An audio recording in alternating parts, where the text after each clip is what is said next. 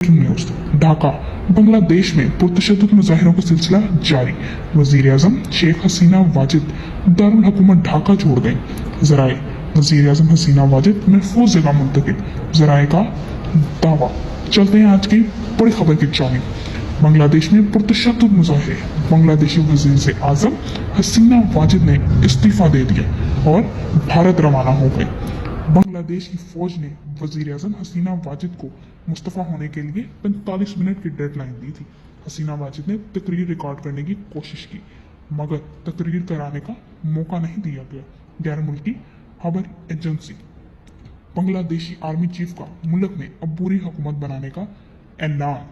बांग्लादेश में मुजाहिरों में अब तक 300 से ज्यादा अफराद जाँ भाग हो चुके हैं।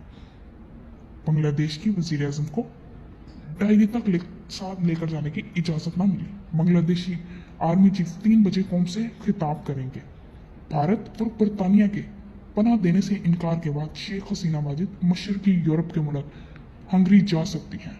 वहां इनकी रियल एस्टेट और मुल्क की मारूफ मोबाइल फोन सर्विस में सरमायाकारी बताई जाती है।